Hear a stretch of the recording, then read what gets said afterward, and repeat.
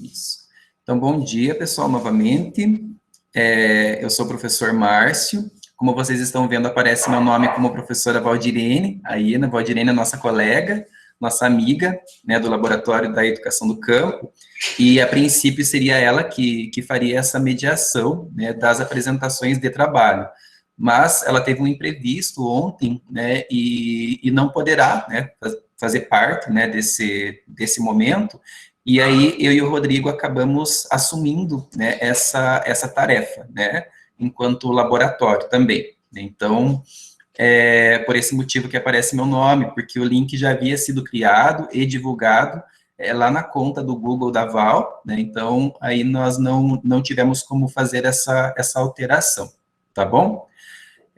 Fico muito feliz em fazer parte desse momento com vocês, né, eu e também o Rodrigo, e a organização das apresentações, né, nós vamos falar novamente, né, agora que nós estamos gravando, para ficar claro para todos, e todos terão entre 15 e 20 minutos para as apresentações, e após as primeiras 3 apresentações, nós teremos um momento para discussões e perguntas, e depois as últimas 2 apresentações, e mais, né, um momento para as discussões, os diálogos e também as perguntas.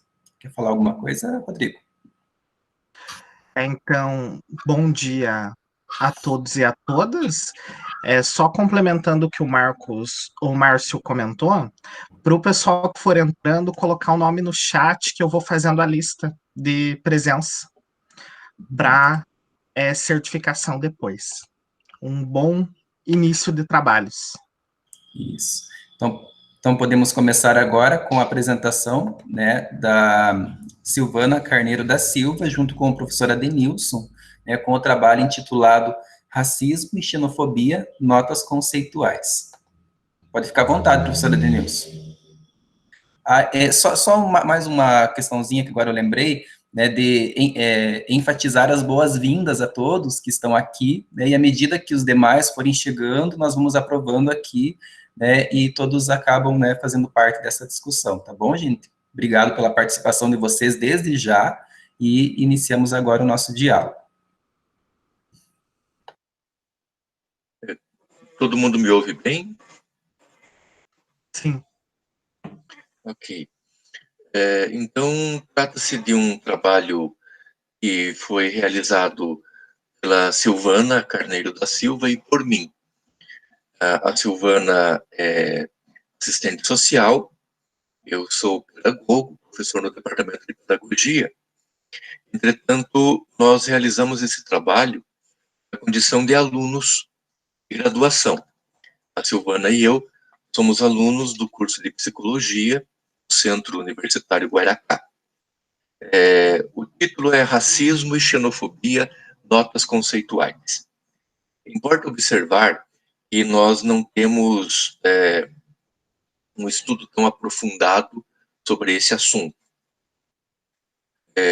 O que nós trazemos aqui para vocês como síntese, e uma síntese bem elaborada, digamos assim, o bem aqui é no sentido de bem adaptada às normas do evento, né? Com esse trabalho, essa síntese, nós fizemos a partir de discussões havidas em sala de aula lá no curso de psicologia.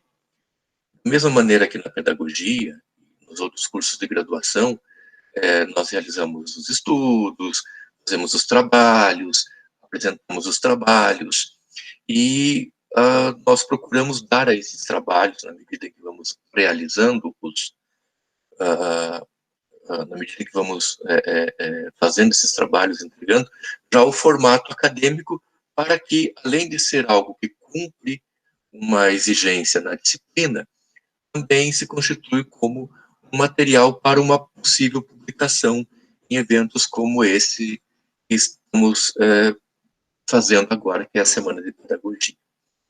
Bem, então vamos lá. As formas de violência racial costumam envolver justificativas de aspectos históricos, de tradição, argumentos pretensamente científicos, como categorização e inferiorização de ordem até biológica, intelectual, e discursos religiosos e políticos que coroam a discriminação no campo dogmático. O isolamento de sujeitos em guetos, o abandono governamental, o encarceramento, o extermínio, isolam populações que são consideradas em situação de vulnerabilidade social, né? E essas ações todas, em prejuízo dessas parcelas da população, não acontecem somente no Brasil, acontecem em nível internacional, contando com grandes complexos judiciários, militares, bélicos, né? Por aí afora.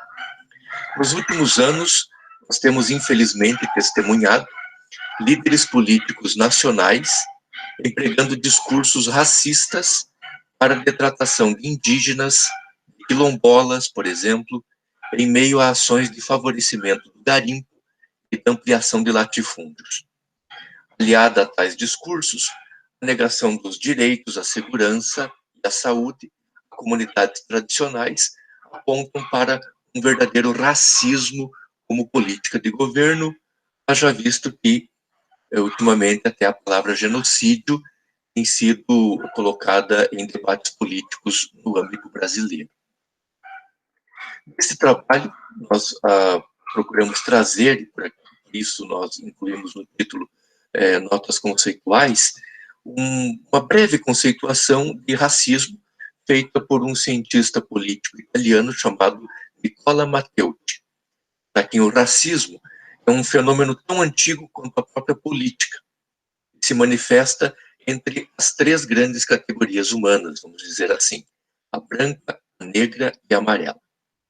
Quando ocorre entre grupos dentro de cada uma dessas mesmas categorias, o racismo toma forma de xenofobia ou de chauvinismo. Para Nicola Matteucci, o racismo contemporâneo está enraizado em três correntes de pensamento, que são o estudo científico das raças, o nacionalismo e uma atitude mística e irracional em política. Estão aqui os elementos, né, colocados por Nicola Matteucci, que servem como uma luva à realidade brasileira. Por exemplo, nós temos aí uma situação em que, no âmbito da anticiência, há sujeitos que procuram se valer de alguns títulos que têm, e não de conhecimento propriamente, para, através de discursos enredados, disseminados nas redes sociais, pegam conta, retratam, por exemplo, haitianos e outros irmãos nossos que, uma vez migrantes dos seus países, imigrantes dos seus, né, aqui dentro do Brasil, acabam sofrendo bastante preconceito e sendo acusados de ladrões de empregos e ridicularizados em função das suas características fenotípicas. O nacionalismo, por exemplo, né, um nacionalismo bobo, um nacionalismo dentro do Brasil conduzido por alguém que presta continência à bandeira estadunidense, por exemplo, e a atitude mística e irracional em política, que ao invés de um líder com comprometimento histórico, tem alguém que se auto-intitula e é tido pelos seus como um mito. Então temos aí uma situação nada racional na política. A frenologia, por exemplo, é uma ciência que sempre é tirada da manga em contextos de racismo e xenofobia.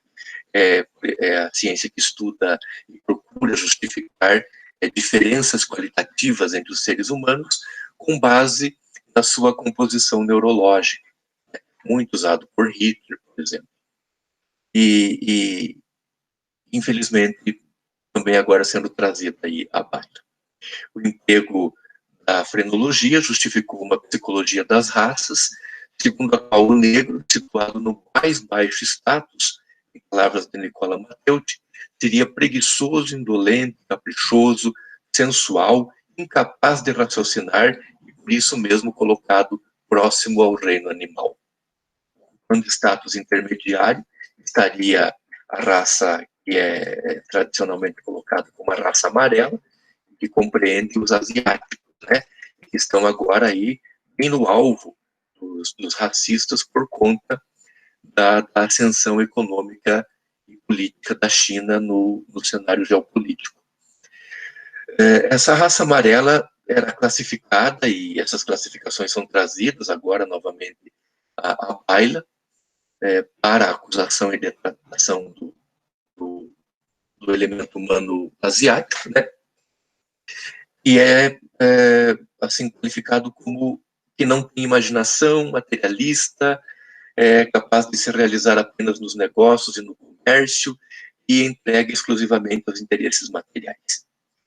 E aí tem o branco, que é colocado no mais elevado nível, raça branca ou raça ariana. Nós estamos assistindo agora a um recrudescimento dos movimentos de supremacia branca nos Estados Unidos, por exemplo, claro, com as reações do movimento negro, do Vidas Negras Importam e por aí afora, mas uma colocação da raça ariana ou branca como aquela suprema, a qual, em palavras novamente de Nicola Matteucci, possuiria qualidades de que carecem as outras duas. Seria uma raça superior porque as suas qualidades são superiores à sensualidade dos negros e ao materialismo dos amarelos. São argumentos de pureza racial, de superioridade cultural, sofisticação linguística, ideais de beleza e de elevação de espírito, supostamente próprios de brancos e ricos, desqualificam e expurgam o que é diferente, identificando o que é diferente, como se consolida-se uma pretensa supremacia branca, validada por discursos de louvor à ancestralidade. Terminando, o racismo é promovido como recurso político, mediante argumentos supostamente científicos, religiosos e históricos. Como políticas de governo, visa justificar ações de discriminação e de perseguição contra seres humanos que são qualificados como de raças inferiores. A promoção governamental do racismo é um fenômeno especialmente visível em episódios históricos atuais, nos quais se identifica o nacionalismo como um elemento recorrente e promovido diretamente pelos governos estatais ou autorizados por estes ainda que veladamente. Quando se faz, por exemplo, pela boca de algum líder nacional, por exemplo, se faz alguma piada de mau gosto contra negros ou índios, no caso brasileiro. Em que pese exaltações à nação, minorias étnicas nacionais são excluídas, sobretudo as que se encontram em estado de vulnerabilidade social. A xenofobia ganha manto de tácita política governamental em favor do capital extrativista e latifundiário. Concluo agora a minha apresentação, agradecendo a todos por terem me ouvido.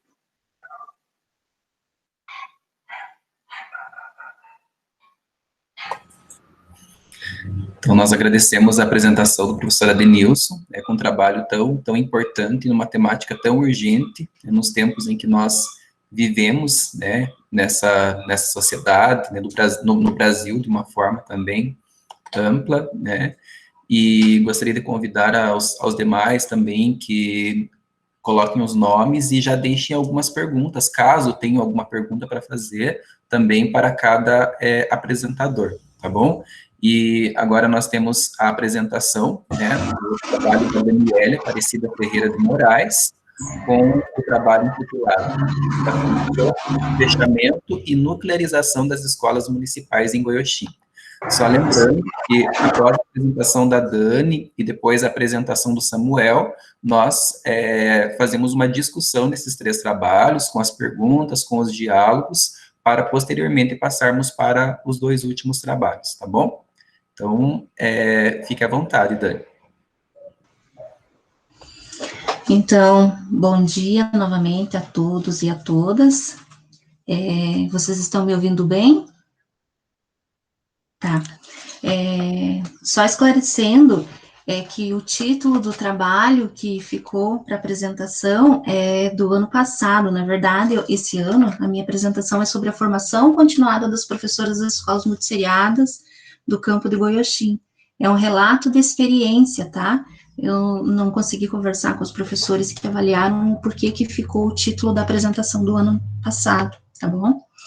Então, me apresentando, eu sou a professora Daniele, da Rede Municipal de Goioxim.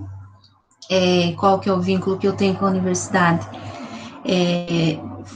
Fiz pedagogia, né, eu sou ex-aluna do curso de pedagogia da Unicentro.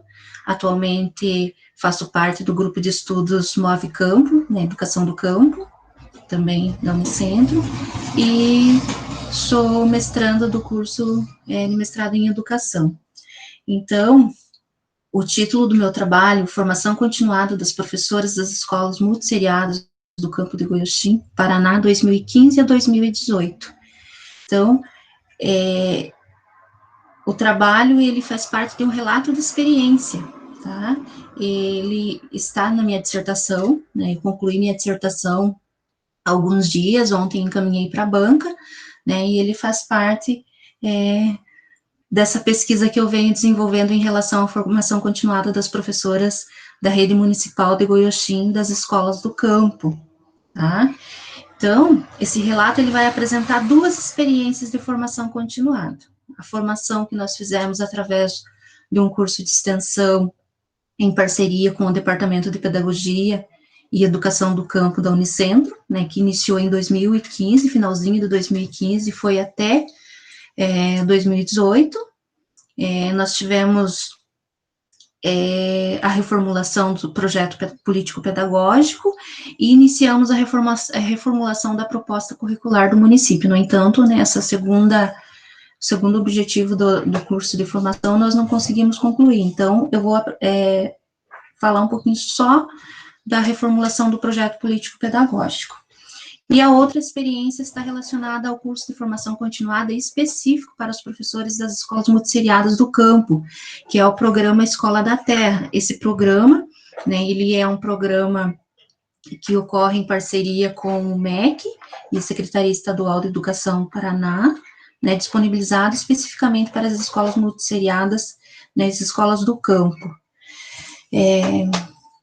Então, em relação à formação continuada, os autores que eu venho usando para mim estar trabalhando as concepções aí, os conceitos da formação continuada, a Romanovsky, né, que ela fala sobre a formação continuada do professor, que não está relacionada só à questão de desenvolvimento profissional, mas ao ensino, às melhorias nas práticas pedagógicas dos professores.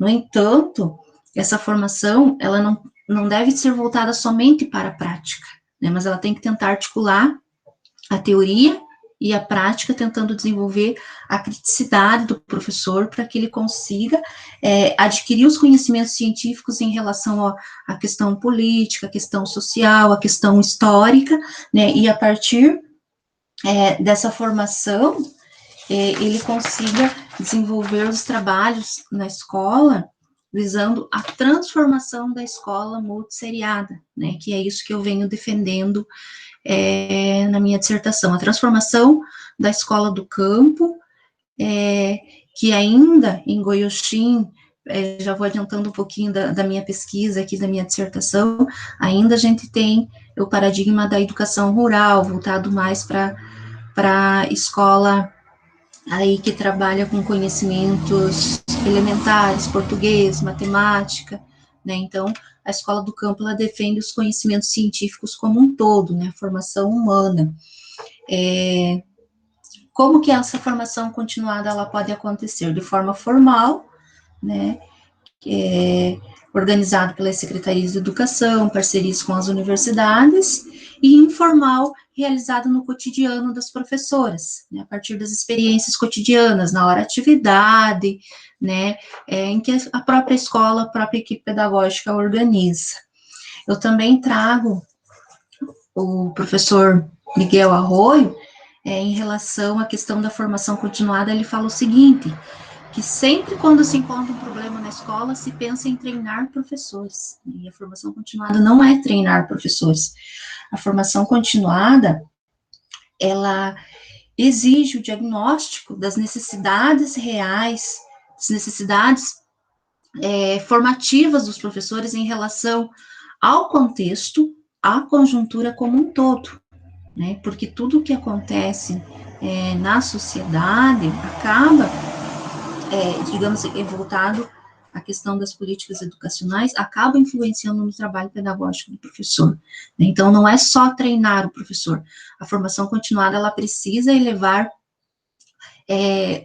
os conhecimentos dos professores, a partir das suas práticas, para um nível científico, de entendimento do porquê que essas práticas vêm sendo desenvolvidas, principalmente em relação aos programas de formação continuada, que as secretarias de educação acabam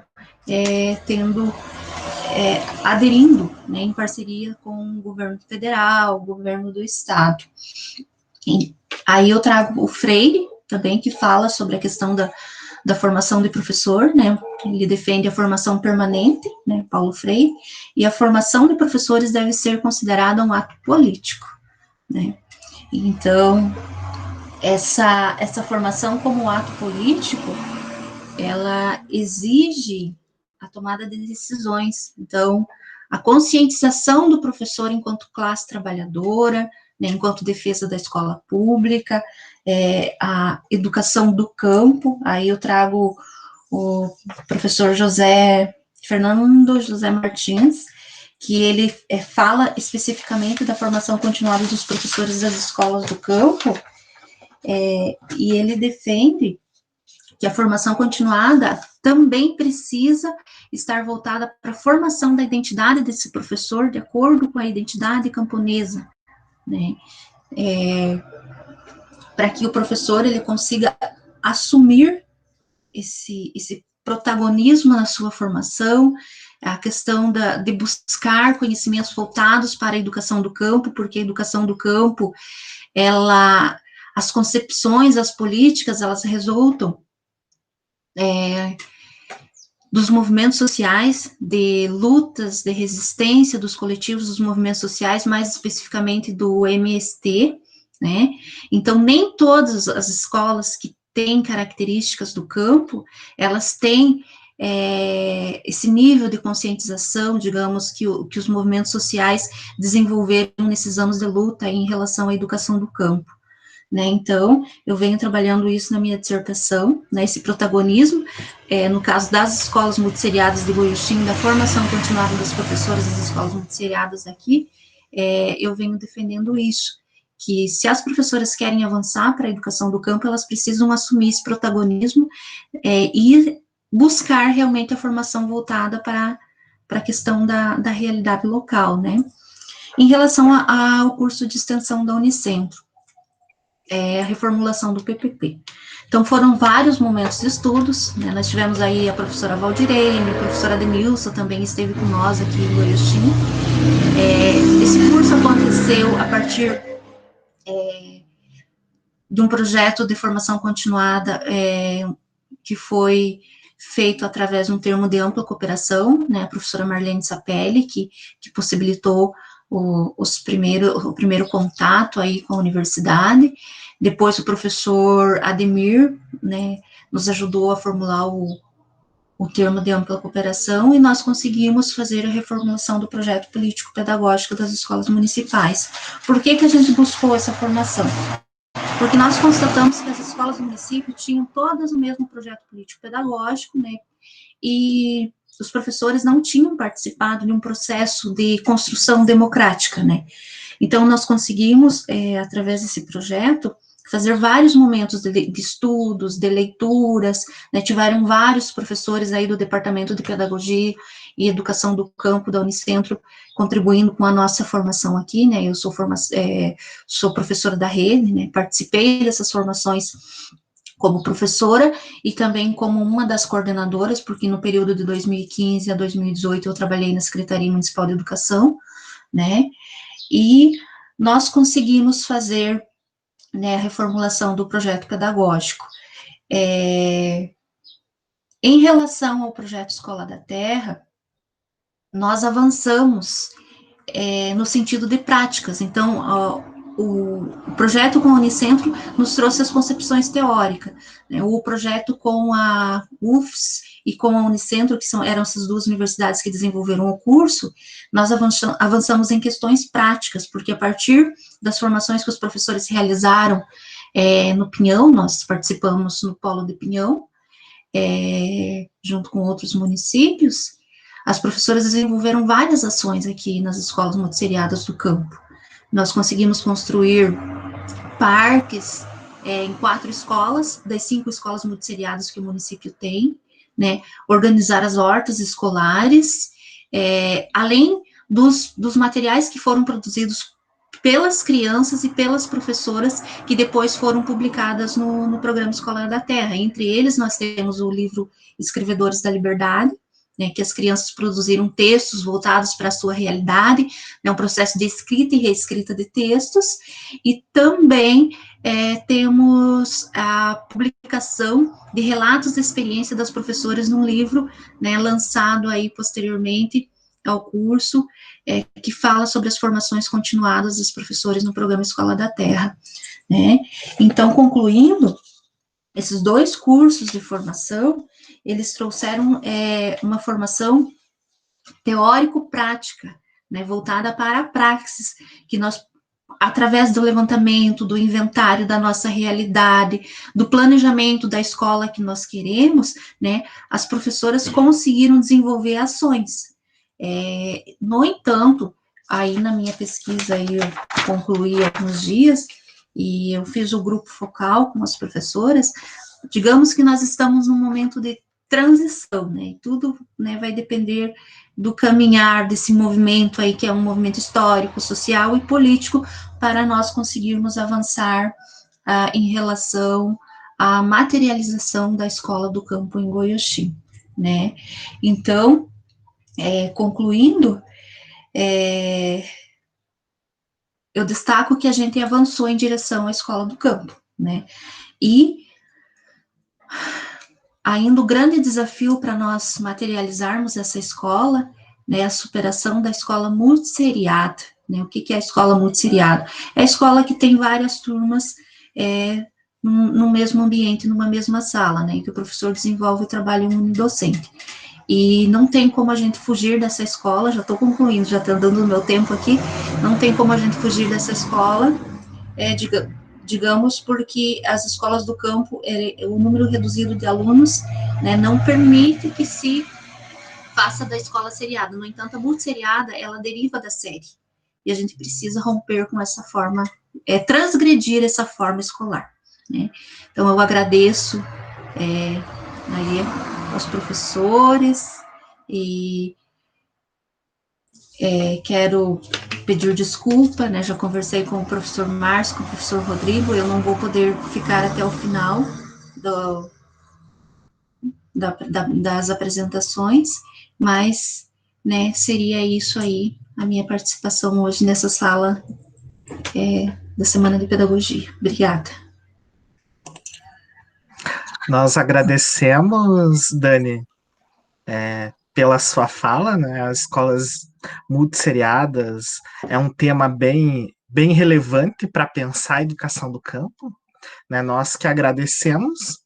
E agora eu passo a palavra para o Samuel, Samuel Cordeiro de Souza Primo, com o título do trabalho As aulas remotas nas escolas multisseriadas, relações e contradições na perspectiva de educação do campo.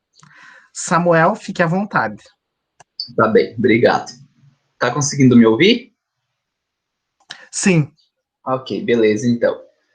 Então, como o Rodrigo já disse, meu nome é Samuel, sou ex-aluno também do curso de Pedagogia da Unicentro, me graduei em Pitanga, e atualmente eu sou aluno do curso de mestrado em Educação, sob orientação do professor Marcos. Então, já venho desde a época da graduação pesquisando a questão das escolas do campo, das escolas multisseriadas, né? Sempre fui aluno de escola do campo, tanto no ensino fundamental quanto no ensino médio. Eu tenho irmãos que estudam em escola do campo até hoje, então eu tenho uma bandeira de luta pela questão da escola do campo. Então, por isso que eu gosto muito dessa temática, as escolas multisseriadas, né? Deixa eu ver se eu consigo projetar os slides aqui.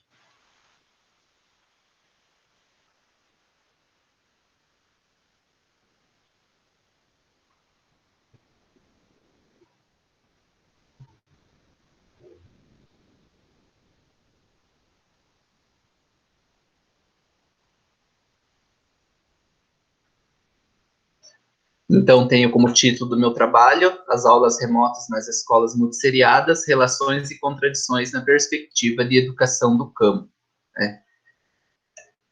Então, como objetivo geral desse trabalho, eu tenho promover uma reflexão sobre as aulas remotas nas escolas multisseriadas, dialogando sobre as relações e contradições na perspectiva de educação do campo. Então, ela também é um recorte da minha pesquisa de mestrado, onde eu pesquiso qual o motivo do fechamento, as consequências que elas geram para a comunidade após o fechamento, né? E hoje falar em aulas remotas, em aulas EAD, nesse período que a gente vive de pandemia, para uma escola do campo, para uma escola multisseriada, onde os recursos estão mais distantes da realidade, significa um grande desafio para ser trabalhado. Então, como pesquisa inicialmente, estou trabalhando com a pesquisa bibliográfica, né, pautada no pensamento marxista, que ele possui dois aspectos principais, o materialismo dialético e o materialismo histórico, né? Então, só para ter uma diferença entre o que são as aulas remotas e as aulas EAD, então hoje se fala muito nesse período de pandemia, né? O aluno está fazendo aula remota, está fazendo aula EAD. Então, as aulas remotas, elas se caracterizam por aulas que podem ser gravadas, são disponibilizadas no dias e horários em que aconteceriam as aulas presenciais. O material utilizado nessas aulas, ele é elaborado pelo professor da disciplina, pensando nos alunos da turma, focado na necessidade do grupo ou do indivíduo, ao contrário da aula EAD, que ela é feita de forma padronizada, que não leva em respeito às especificidades do aluno. Assim como na aula remota, cada professor responsável pela sua turma, levando em consideração as dificuldades de cada um, né? Por isso, o material é personalizado, com um plano de ensino próprio, um cronograma adaptado para a situação. Alunos e professores estão sempre interagindo nas aulas remotas e é possível tirar dúvidas durante as aulas ou por outros meios de comunicação. Então, com o próprio professor, o aluno tem esse contato. A aula EAD nem sempre, muitas vezes é o tutor, e nas aulas remotas é o próprio professor que faz essa mediação.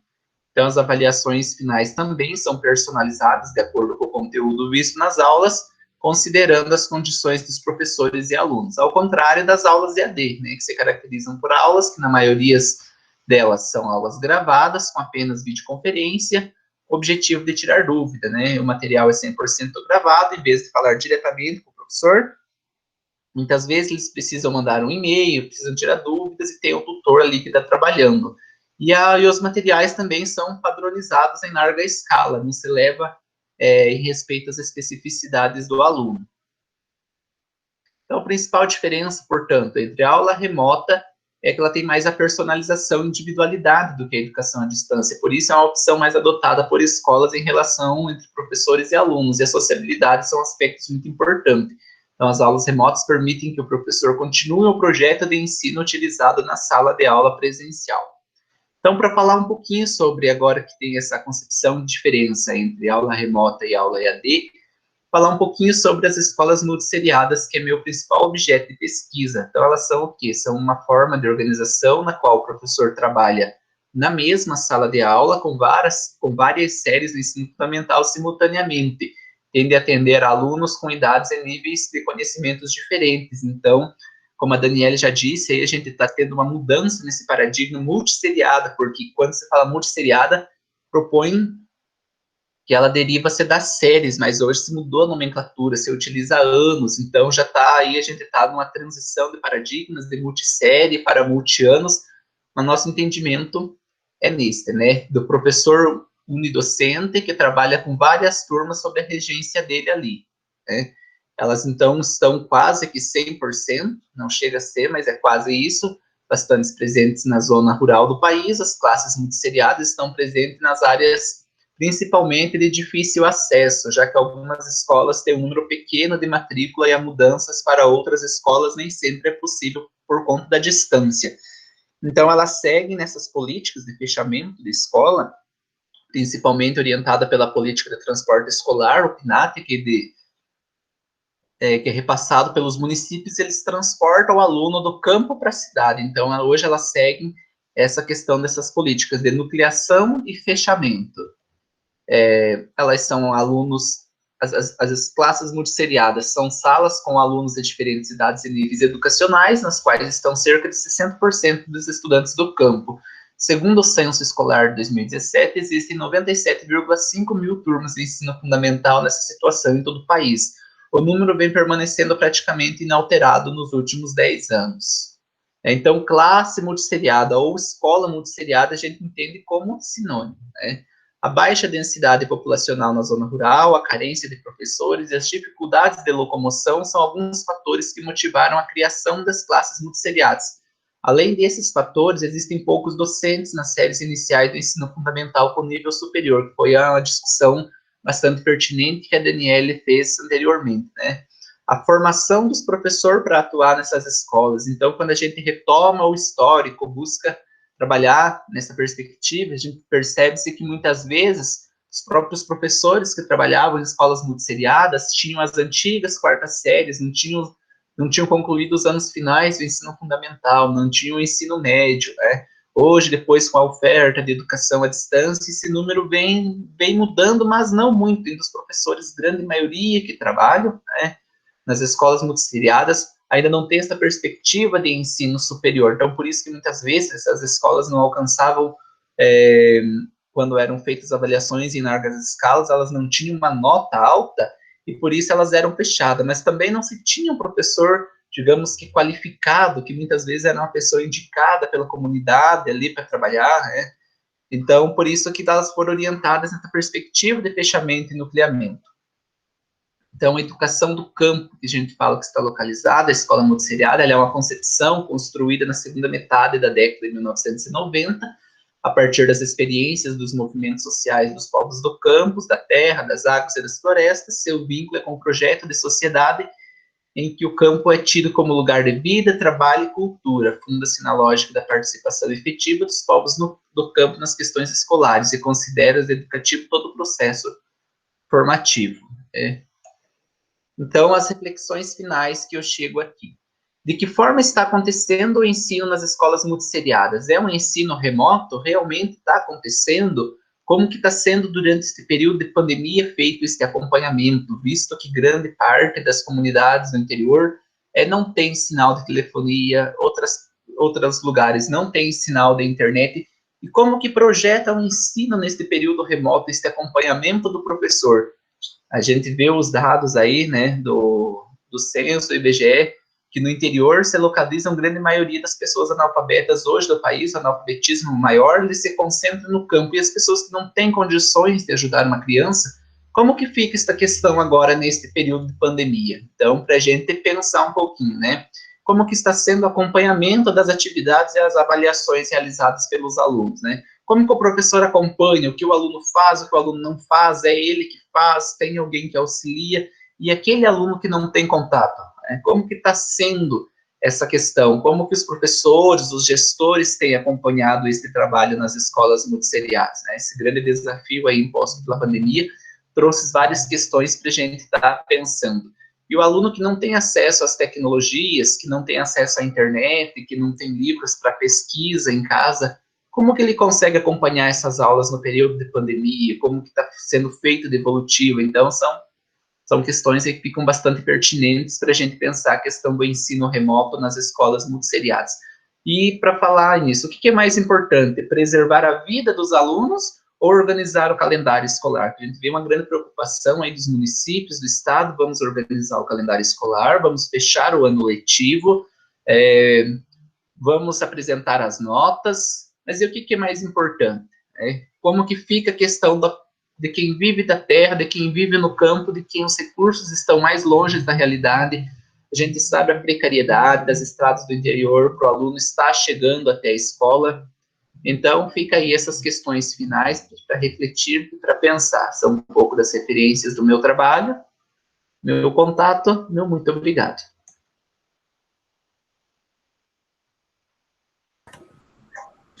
Obrigado, Samuel, pela sua apresentação, né, por dividir conosco um pouco, né, de sua pesquisa também, né, agradecemos. Assim como você, eu tenho uma identificação gigantesca com a escola multisseriada, porque eu também sou filho da escola multisseriada, né, acredito que até já comentei contigo, mas eu estudei numa escola multisseriada, Escola Rural Municipal Vila Olarias, que foi fechada lá em 2000, né, devido a esse processo aí de nucleação, né, que veio, né, de uma forma avassaladora, né, e fechou só no ano de 2000, né, num único decreto, mais de 60 escolas aqui em Guarapuava, né, imagino, né, em outros lugares também. Mas enfim, né, por esse motivo também que eu me identifico com você e me identifico com a pesquisa, né, em torno das escolas e turmas multisseriadas. Gostaria nesse momento, então, de abrir esse momento de discussões, né, a partir do trabalho apresentado pelo professor Adenilson, né, pela Dani, também pelo Samuel, e gostaria de saber quem gostaria de falar alguma coisa, quem é o primeiro, quem tem algum questionamento, alguma pergunta, ou melhor, uma reflexão, né, sobre esses trabalhos, podem ficar à vontade, tá bom? Podem, inclusive, se inscrever aqui no, caso seja necessário também, né, podem se inscrever aqui no chat, que aí a gente vai organizando, né, esse primeiro momento.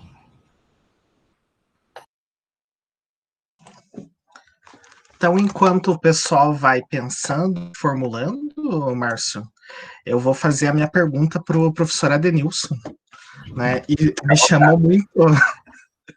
me chamou muita atenção o trabalho do professor Adenilson, porque eu trabalho com imigrantes do pós-guerra, né? Com a imigração dos refugiados do pós-Segunda Guerra Mundial. E vendo a apresentação dele, a fala dele, me lembrou um texto da professora Helena Pajero Pérez, não sei se o professor conhece, chamado, na revista Acervo, chamado Proverbial Hospitalidade, que ela vai destacar como que os imigrantes eram tratados nesse pós-guerra, principalmente entra essa sua fala lá do perigo amarelo, entra a questão dos indesejáveis, por isso que ela diz que é uma proverbial hospitalidade, porque tem os indesejáveis, tem os desejáveis, vai para uma linguagem mais jurídica, bom, mau elemento, e me chama muita atenção até o termo alienígena, e daí se você pega os jornais da época e faz um comparativo, ele traz alienígena para máquina, né, uma máquina de costura alienígena, e o imigrante também é o alienígena, como se fosse o próprio termo estrangeiro, né? Ele já traz, ele já carrega essas questões. Né? Eu fiquei questionando aqui quais são os outros passos da pesquisa, né? O professor colocou ali notas conceituais, né? Me chamou muita atenção a reflexão a partir do pesquisador, e eu fiquei questionando como que o professor e a Silvana vão trabalhar essa questão, né, desenvolver os próximos passos dessa pesquisa. Assim, Rodrigo, não se trata de uma pesquisa que tenhamos em curso, né, e tenhamos em realização. Na verdade, uma síntese de um trabalho um pouco mais extenso que nós fizemos para uma disciplina que é de psicologia social e para uma disciplina que é de psicologia comunitária, no curso de psicologia. Como nós fizemos o trabalho, apresentamos tal, e o texto, a gente sempre toma o cuidado de, desde o início, dar aquele formato um pouco mais acadêmico, nós vimos como algo pertinente às discussões desta semana de pedagogia. Não é uma pesquisa que pretendemos aprofundar, mas foi bem interessante porque ela foi num contexto de discussões a respeito, que envolveu, por exemplo, o tratamento do negro, o tratamento dispensado ao negro, o tratamento dispensado ao índio em aparelhos de saúde pública, por exemplo, MUPRAS, MUPREAS, sabe? Como APS, que são voltados aí ao atendimento no âmbito do serviço social e da saúde mental. Foi uma síntese, então, dessas discussões. Então, a gente tem a felicidade de poder estar cursando lá uma nova graduação e de levar lá algumas leituras, algumas coisas que a gente tem já da nossa formação anterior e do nosso trabalho. Não é uma pesquisa propriamente, sabe? É um trabalho realizado, um pouco mais extenso. Vamos transformá-lo depois num artigo, porque é uma discussão pertinente, mas ele não tem esse projeto de aprofundamento, Rodrigo. Mas eu quero que você me repita, por favor, a referência que você disse aí. Vou anotar porque é muito interessante. Sugiro a você aí nos seus estudos o livro do professor esqueci agora, o léxico da ideologia imperialista, alguma coisa assim. Eu vou ver agora, o livro está aqui do meu lado, eu vejo e depois passo para você no chat. Eu acho que vai contribuir bastante. Agradeço, professor. O texto, ele é um texto bem antigo. O nome da autora é Helena Pajero Pérez, publicado pela revista Acervo. Ele faz uma análise sobre a revista de imigração e colonização do período. E daí traz todo o discurso dos médicos, dos advogados, que escreviam nessa revista, como eles viam a questão do imigrante nesse período. Eu acho ele bem interessante. Ele é proverbial hospitalidade, daí tem 2 pontos, alguma coisa, né? Que eu posso encaminhar. Tá joia. Assim, só não querendo retardar um pouquinho mais essa nossa discussão, né? Por conta do tempo, não delongá-la muito. Mas, enfim, eu noto que cada vez mais textos antigos vêm fazendo sentido para a análise da situação atual. Por quê? Porque no âmbito do conservadorismo são trazidos os preconceitos de sempre, registrados há algumas décadas, que a gente já pensava superados. Que coisa absurda. Que tempo vivemos. Eu também percebo, tipo, uns textos dos anos 90, anos 80, que traz uma discussão extremamente pertinente, né, para os dias atuais.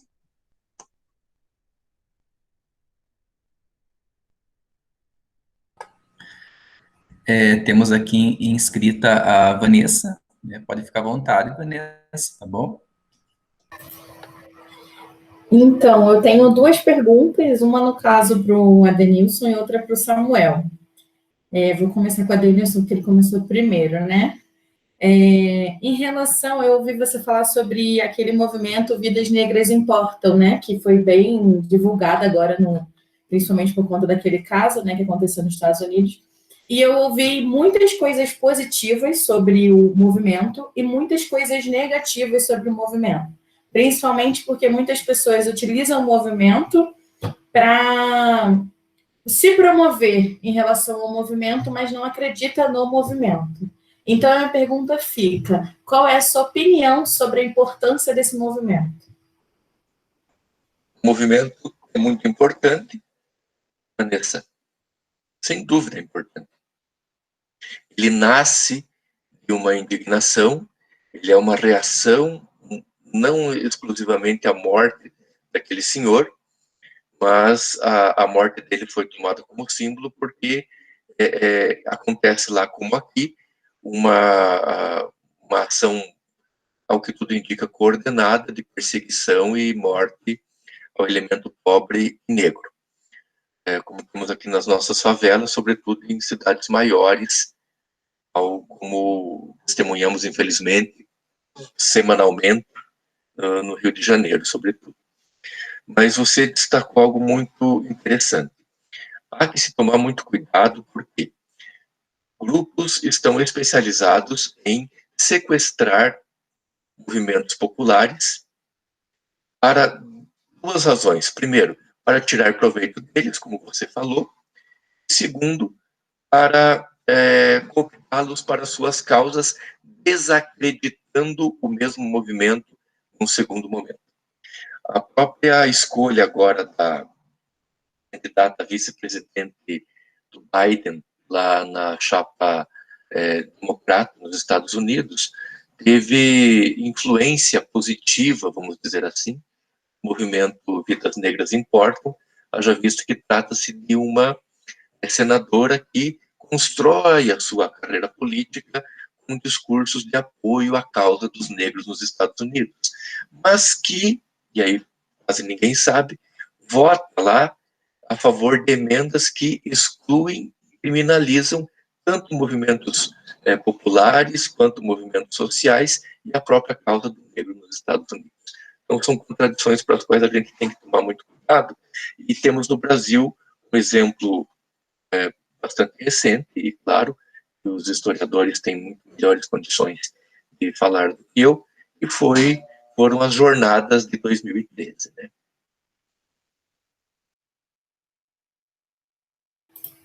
Muito obrigada. E a minha pergunta para o Samuel é a seguinte: você falou sobre aulas remotas. E como está a questão da tecnologia para as escolas do campo, né? Porque, assim, para as escolas da cidade, a gente vê muito a televisão agora, né? O Classroom e tudo mais, mas eu entendo que as escolas do campo não têm tanto acesso, assim, a essas ferramentas, né? Não, realmente não. Assim, até onde eu sei, eu não acho que eu não comentei, mas eu sou pedagogo da Rede Municipal de Educação aqui de Turvo, tanto aqui quanto em outros municípios de Rota, que tenho conversa aqui ao entorno. O pessoal está fazendo tudo impresso agora durante esse período de aula remota. Os alunos estão levando o material impresso para casa, realizando essas atividades e devolvendo num prazo estipulado, porque vejamos, no campo não se tem hoje essa facilidade da tecnologia, o acesso à internet. Existe, mas não como a gente tem hoje aqui, para quem vive no ambiente urbano. Então, é uma realidade bem diferente. Então, grande parte dos municípios estão adotando essa metodologia de pegar, fazer material impresso, uns entregam colados no caderno, outros fazem apostila e entregam um aluno com explicação, livros didáticos e estipulam um prazo para devolução. Chega no prazo, o aluno devolve e leva outro. Eles estão fazendo uma troca, vai um, vem outro. Eu acredito que em grande parte os municípios aqui da região que eu tenho conhecimento, todos que têm escolas no campo estão adotando esse critério, né? Porque os alunos não vão conseguir acompanhar. Os alunos que têm acesso à internet, que estudam em escolas multisseriadas ou na escola em modalidade normal no campo, raros que têm acesso à internet. Então, está acontecendo assim, essa questão de atividades que vão impressa e retornam para a escola. Seria isso? Sua dúvida? Sim, é porque a gente realizou uma pesquisa, né, pelo nosso grupo, e apareceu muito isso, sobre a questão das atividades impressas, né? E aí eu fico me perguntando, aqui a gente até tem a televisão, mas eu lembro que eu liguei para um município e eles diziam que nem acesso à televisão esses alunos tinham, né? Então, isso aqui está tendo as aulas gravadas, e como isso funciona, porque então nem explicação do conteúdo eles estão tendo. No final, é só uma atividade que muitas vezes nem os pais conseguem orientar os filhos, né? Pois é, essa é a minha dúvida. Tanto que aqui no município se adotou essa prática de atividade impressa, eu trabalho em uma escola urbana, mas que recebe aluno também que vem do campo. E tá assim, o aluno vai, leva, muitas vezes não retorna, o pai não tem conhecimento, o pai é semi-analfabeto, que eu acredito que está sendo um ensino muito superficial, do mais superficial que existe, né? Para uma criança dos anos iniciais ali não tem um aluno, um processo de alfabetização, como é que você vai alfabetizar, às vezes os pais não têm conhecimento e retornam sem fazer, então é uma situação bem complicada, por isso eu coloquei até numa das últimas questões, o que é mais importante agora, preservar a vida, fica nesse vai e vem, ou dar conta de um calendário escolar? Então fica uma questão para a gente pensar o que é mais importante nesse período.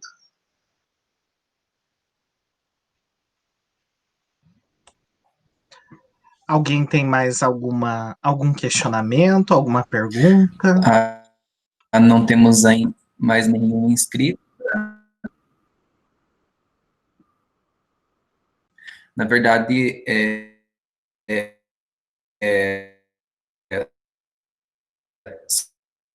só ressaltar, Tá travando, eu acho, Márcio. A tua. trazer para a universidade. Oi, estão me ouvindo? E agora? Aqui para mim parece normal. Agora sim, mas estava Estão me travando. ouvindo? Estão me ouvindo? Novamente, vocês me porque eu vou mais perto do modem lá, tá bom? Ressaltar, nós temos alguns minutinhos ainda para essas discussões, mas ressaltar o trabalho do professor Adenilson, né, o trabalho do Samuel, o professor Adenilson, por exemplo, né, destacando a importância de trazer para a universidade discussões como esta, porque, infelizmente, né, nós temos poucas discussões que discutem ainda o preconceito. Nós pensamos em estado de 2011, né, demonstram demonstram a necessidade dessas discussões, né, principalmente quando nós vivemos num cenário que 83% da população se autodefine, se diz branca, né, e 0,2% da população indígena, né, no caso do Paraná, no caso da região sul, né, a partir dos dados do IBGE de 2011. Então, trazer essas discussões para a universidade, né, parece uma coisa assim, né, tão lógica, mas quando faltam trabalhos como este, né, para que nós possamos pensar e refletir, principalmente em tempos tão difíceis que nós vivemos, enquanto o Estado ainda reforça ainda mais, né, as desigualdades, o preconceito, né, e as coisas de uma forma, né, ampla, pensando assim. E com relação ao trabalho do Samuel, até tinha uma pergunta para a Dani aqui, mas depois a gente conversa com ela um pouquinho, mas o trabalho do Samuel, quando eu penso em escola multisseriada, também, logo se vem em mente as multifunções que o professor desenvolve, né? Para quem não conhece, na escola multisseriada, o professor ele é responsável por abrir a sala de aula, por recolher os alunos, por ajudá-los lá na hora de escovar os dentes, de fazer o flúor, como se diz, ajudá-los a preparar a merenda juntamente com os estudantes, porque o trabalho, ele acaba, tanto do professor quanto dos estudantes, ele acaba sendo um elemento ali pedagógico também, ao limpar a sala, por exemplo, ao chamar os pais para, né, fazer um roçado, como se fala lá, né, Samuel, para deixar a escola bonita, pintar a escola, entre outras coisas. E o que nós percebemos que essas multifunções, né, que o professor desenvolve, acaba sendo, essas multifunções acabam sendo condições de produção que interferem de alguma forma, né, no trabalho, seja positiva ou seja negativa. E agora, como os alunos não estão indo até a escola, né, o professor continua desenvolvendo as multifunções, porque o trabalho dele, né, se pauta em fazer atividades xerocadas, em mandar trabalho para a escola, e também, muitas vezes, ir até a escola, ou melhor, mandar trabalho para casa dos estudantes, ir até a casa dos estudantes, e acaba que essas multifunções ainda acabam fazendo parte desse contexto dele, né? E como que você vê, assim, lá, Samuel, na escola, porque eu sei que você tem um lugar de fala, você fala lá da comunidade, da escola que você estudou, que a tua irmã estuda, por exemplo, como que você vê esse desgaste, como que está sendo essas diversas funções que o professor está desenvolvendo? Porque só mudou a forma, porque ele continua trabalhando muito, né? Peço desculpas pela participação das minhas cachorras aqui, mas elas são acostumadas a participar de toda a live, tá bom?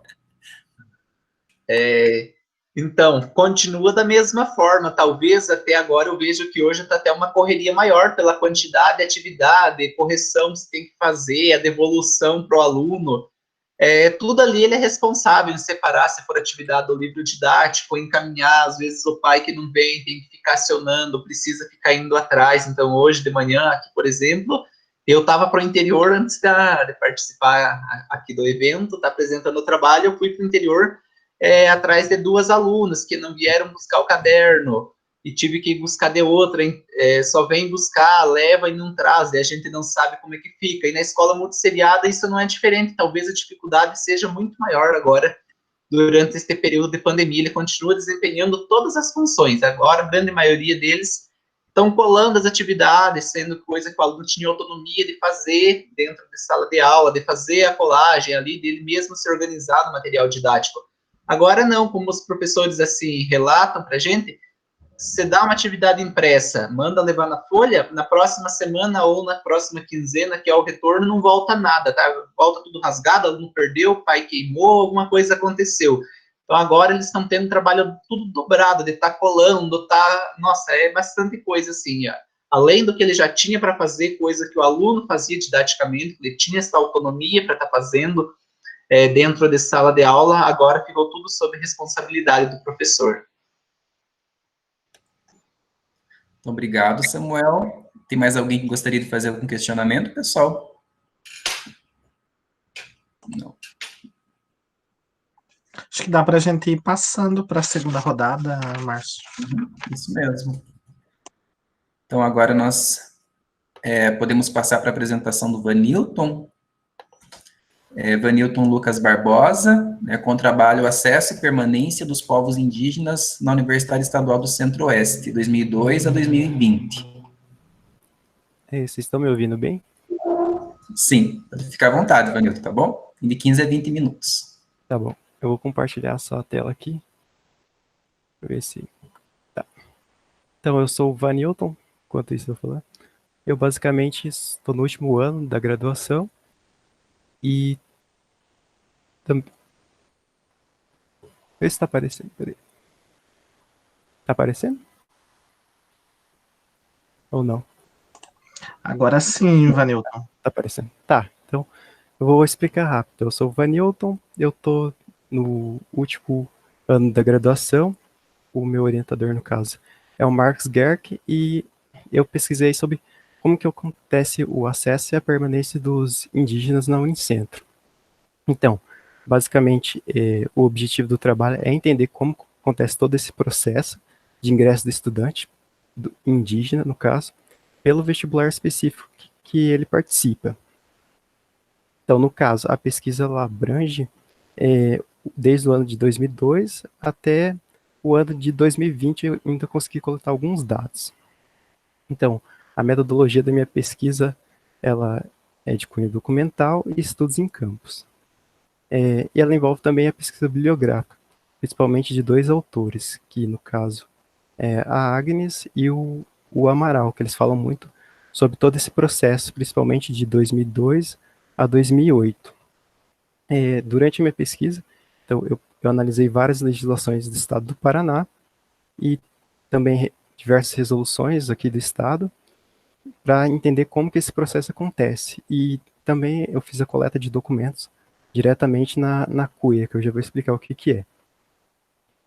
Então, basicamente, para começar a discussão, a gente pode entender quem que organiza todo esse processo seletivo dos estudantes e quem que cria as normas desse processo. Então, basicamente, quem que faz tudo isso é a CUIA, né? Que significa Comissão Universidade para os Índios. No caso, então, a CUIA ela é responsável por organizar todo o processo do vestibular, todo o processo como que vai fazer o aluno ingressar, a questão de fornecer suporte para ele fazer o vestibular, a questão da isenção, né, no próprio vestibular, e ela vai controlar basicamente como que esse acesso se dá e também como que vai acontecer a permanência. Ela vai ter o auxílio da SET para essa questão da permanência, que geralmente é o caso das bolsas. Então, basicamente, a CUIA ela surge no ano de 2001, pela Resolução Conjunta 35, só que ela se torna efetiva em 2004. E ao longo desse período ela vai tendo algumas evoluções, né? Como em 2007 acontece uma grande evolução dela, seria a união da CUIA com as diversas universidades estaduais aqui do Paraná, em que elas vão se reunir, basicamente elas vão definir como que vai acontecer esse vestibular em conjunto e como que vai ser garantida as vagas, o acesso e a permanência. No caso, nós temos duas legislações importantes, sobre as reservas das vagas do vestibular, que é a primeira lei, que é de 2001, que é a 13.134. Nessa primeira lei, a gente observa que há uma oferta de 3 vagas para os estudantes, no quesito na bolsa, vai ser garantida uma bolsa para eles. E já em 2006, na lei 14.995, a gente observa que há uma evolução para 6 vagas, que é garantido todos os anos nas universidades. Vou passar. Então, em relação à permanência, no caso, a principal permanência que existe para os indígenas é a questão da Bolsa Auxílio. Bom, a gente entende que começou em 2002 o vestibular, mas que nesse período ainda não havia nenhum suporte para esses estudantes, no caso, nenhum auxílio financeiro. Então, entre 2002 e 2003, a gente observa que existia um determinado pagamento de R$ 250, mas ele não era garantido em nenhuma resolução. Basicamente, ele é definido como doações acontecia antes. E somente foi a partir da resolução 016 de 2004 que vai se instituir uma resolução que vai ser desde 2004 até 2006, até o começo de 2006, que vai ser garantida, assim, o valor de R$ 270. Ao longo desse período, a gente tem diversos problemas nessas resoluções. Primeiro que a resolução ali ela vai abranger o ano de 2004, 2005 e o começo de 2006, a primeira, sendo que não há garantia do restante do pagamento ao longo do curso do estudante. Ou seja, o estudante ele fica à mercê, né? Ele não sabe o que eu vou fazer no último ano, como que eu vou pagar a minha permanência, né, no caso. Muitos estudantes são de fora, então eles dependem dessa bolsa. Então, existem vários problemas nessas resoluções, porque elas atendem a um curto período de tempo. Aí, na resolução 029, a gente já vai subindo, né, os valores, já para R$ 350. Lembrando, em 2007, acontece algo muito interessante. Somente a partir de 2007 que vai ser criada uma lei, que é a 15.759, que vai ser uma lei que vai fixar como permanente essa questão da Bolsa Auxílio. Ela vai dizer que vai ser necessário que todas as faculdades vão garantir essa Bolsa Auxílio, e elas vão ter que fazer suas resoluções. Então, aí, ao longo do tempo, a gente vai observando a evolução das resoluções, uma para R$ 400, outra para 633, até chegar a R$ 900. Hoje, a gente está com essa última resolução de R$ 900. E algo muito interessante que acontece ao longo também é que somente a partir de 2008, na resolução número 15, aqui no caso, e a gente vai ter um auxílio de 50% maior para os alunos, né, estudantes, no caso, que tenham filhos. Bom, basicamente, eu fui atrás dos dados, né, de 2002, ali eu coloquei 2019, mas está errado, porque eu puxei até 2020, esqueci de mudar isso. Todos os dados que eu coletei, no caso, eu registrei algumas movimentações que os alunos fizeram. Então, do total de alunos, a gente tem 99 alunos. Tentaram entrar 100, mas um conseguiu ser transferido para o Unicentro. E eu registrei algumas movimentações principais, né, que eu observei ao longo do período. Por exemplo, que de 2002 a 2020, conseguiram concluir 16 alunos. Ao longo do período, de todo esse período, eu descobri que um aluno faleceu. Também descobri determinados estudantes que voltaram a estudar. Alguns estudantes trancavam e eles voltavam a estudar. Então, do período de 2013 a 2020, nós detectamos que 12 estudantes voltaram a estudar. E também eu detectei muito a desistência, isso é um problema muito recorrente, a questão da evasão deles. Eles desistem, às vezes param e depois eles voltam. Então, desistências ao longo de 2013 e 2015, eu consegui ver pelos registros que existem 39. E que atualmente estão cursando, né, do ano de 2019 a 2020, 34. No caso, a desistência, né, e voltar a estudar, isso é muito comum. O aluno desiste, aí ele volta a estudar e ele marca como cursando. No caso, aqui eu só registrei os cursando de 2019 a 2020. Mas existiam estudantes que já desistiam em um determinado ano e voltavam em 2013 a estudar. Então, no caso, esse gráfico ele representa as movimentações, determinados eventos que eu estipulei para os alunos fizeram ao longo do período. Então, basicamente, de forma geral, a gente pode determinar quais são os principais cursos que os estudantes entraram aqui durante todos os anos. A gente vê uma predominância muito grande, principalmente no curso de pedagogia, né, 39% do total, em administração também muito, e depois vai para outras áreas, como enfermagem, aí ciências contábeis, são menores. Então a gente ainda observa que existe muito essa tendência para a educação básica, para a formação da educação básica.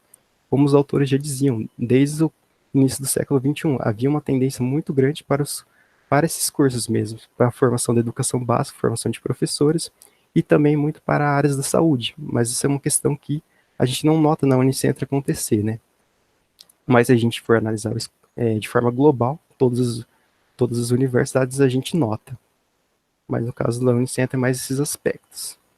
Bom, eu basicamente gerei um gráfico da quantidade de concluintes por ano para verificar se esse número de concluintes estava aumentando de ano a ano. Então, eu gerei desde 2012, porque caso houvesse algum tipo de transferência, né, e o aluno, por exemplo, sei lá, cursasse um ano na Unicentro e se formasse, aí ele seria marcado ali. Mas no caso, como nem existiam transferências no início, elas vão ser marcadas como zero no início. E a gente observa que a quantidade de concluintes ela vem aumentando com o tempo, mas a gente observa principalmente que, devido às primeiras políticas, reservar poucas vagas para os alunos, que poucos iam concluindo, poucos tinham acesso a essa permanência, né, devido à dificuldade. Mas a gente observa pelo gráfico que existe sim, se colocar ali uma média, há uma tendência para cima, de eles subirem, mais alunos concluírem, né. No caso, a gente teve um grande pico em 2019, né. Em 2020, devido ao fato de eu coletar só alguns registros no início do ano, né, e também eles não ter terminado, não vai aparecer, né. Então, nessa parte é isso. E também eu estipulei, determinei no caso, né, a partir de toda a coleta dos dados, a quantidade dos alunos que iam desistindo por ano. Então a gente nota no começo, os primeiros anos, de 2002 até 2004, que há um grande número de desistência, né, dos estudantes, que ainda sobe em 2006, dá um grande pico, né? Principalmente, acho que em questão daquelas resoluções. Aquelas resoluções não garantiam, né, no caso, que o estudante pudesse fazer o curso dele, digamos, o curso dele é 4 anos, a resolução não garantia que ele tivesse dinheiro durante 4 anos. Então isso é um grande problema para eles, porque muitas das vezes eles moram, são de fora, né, tem que vir morar para cá e precisam de um dinheiro para se sustentar. E muitas das vezes a gente sabe como o mercado de trabalho é muito difícil, muitos acabam ficando desempregados, né. E a gente observa que, mesmo com a resolução, ainda há uma desistência muito alta, né, em determinados momentos, como em 2011. Isso é bem interessante. Teria que entender por que eles desistem tanto, se a faculdade se é a faculdade difícil, porque às vezes não é só essa questão financeira, né, que está afetando, no caso, a desistência deles. E a partir de 2016, eu não encontrei nenhum registro nas planilhas, né, de desistência desses alunos. Então, nas minhas planilhas, eu também identifiquei quantos estudantes haviam por campus, no caso. Foi identificado, assim, que em Shoppingzinho havia uma grande quantidade de alunos nesse campus estudando. No Santa Cruz também havia, né, em Guarapuava, aí em outros locais como Celetec também. Interessante que, tipo, nas planilhas, como tem várias planilhas que eu adquiri no Cuia, esse X aqui, você pode perguntar o que é esse X. Basicamente, esse X é que é um dado indeferido. Eu não sei qual que é a situação real do estudante que estava marcado lá na tabela, porque eu fui juntando várias tabelas e as tabelas eram meio diferentes, então elas não marcavam certinho o que estava determinado. Então, basicamente, eu tenho 4 estudantes que eu não sei a real situação sobre eles, em qual campus que ele está. E eu também criei uma relação, assim, eu não sei se vai aparecer na tela bem de vocês, mas é uma relação entre o campus que o aluno vive e o local dele de origem. Porque se você olhar o mapa, né, a gente nota que determinados campos são mais próximos de determinados locais de origem. Então, por meio disso, a gente pode, digamos assim, especular que existe uma relação entre o local de origem e o campus, porque muitas das vezes, né, a gente sabe que esses alunos vão procurar o lugar mais perto da casa deles, né, para estudar, porque ele não vai morar num lugar longe ficar longe da família, ficar lá sozinho, né, muitas das vezes. Então a gente tem uma tendência para eles ficarem nos lugares mais próximos. Então, mas basicamente, em todos os campos, a gente nota que os principais locais de origem é de Mangueirinha, né? A gente nota um pico muito grande aqui, no caso, de Shoppingzinho, né? Muitos alunos são da origem de Mangueirinha. E também nos outros a gente nota vários picos aqui, né? Nesses locais.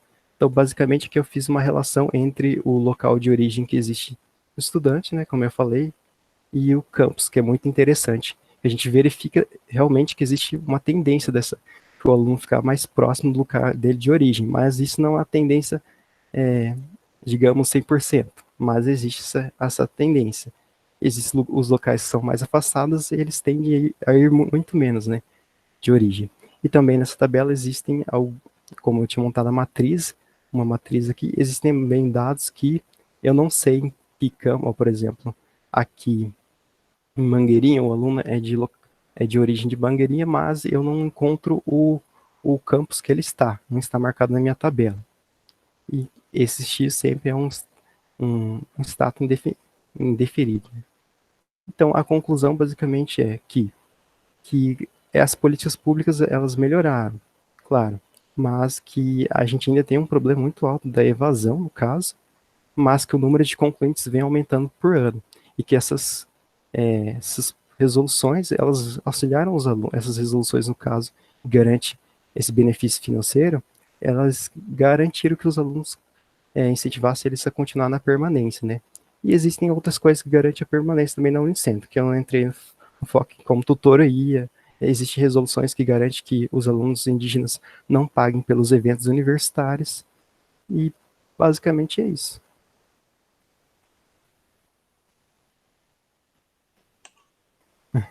Eu agradeço, Vanilton, pela apresentação.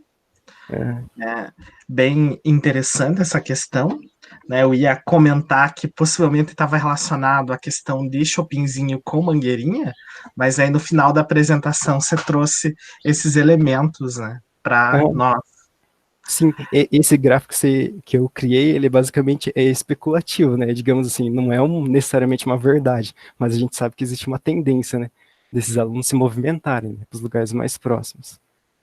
Mas é bem interessante os gráficos. Pena que eu não tenho todas as informações complementadas, porque pelas planilhas que eu recebia lá, no caso lá, muitas das vezes existia um dado em uma planilha, mas não existia em outra. E eu fui tentando entender qual que era a história do aluno, né? Porque eu recebi primeiro uma planilha de 2002 a 2008, fui recebendo outras, eu tentei entender o que o aluno estava fazendo ao decorrer desse período. E, realmente, outra coisa que acho que eu não mencionei em relação a 2017, a CUIA tinha no caso, ela tinha leis muito fracas, digamos assim, de questões normativas. Por exemplo, os alunos conseguiam migrar muito nos cursos, eles conseguiam, digamos, segurar a bolsa por um tempo muito alto. Então, alguns alunos, você observa que eles ficaram ali muito tempo estudando e eles não forneceram a bolsa para outro aluno.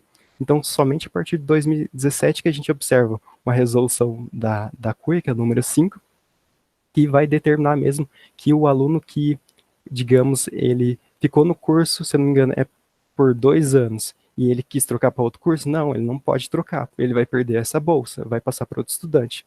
E, então, a gente observa que acontecem leis mais rígidas, porque antes só tinha a questão da frequência do aluno, então isso era muito fraco, né, porque ele podia trancar, destrancar, trocar de curso, ficar com a bolsa um tempão, né, e não dar oportunidade para os demais. Então a gente observa que a CUIA nessa parte que foi bem ruim, né, só em 2017 eles pensaram em colocar uma resolução melhor.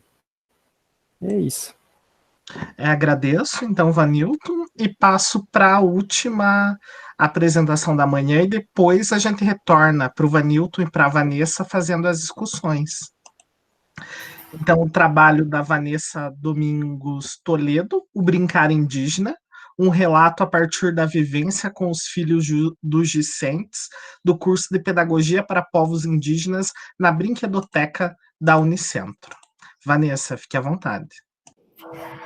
Bom dia, gente. Deixa eu tentar botar para apresentar aqui.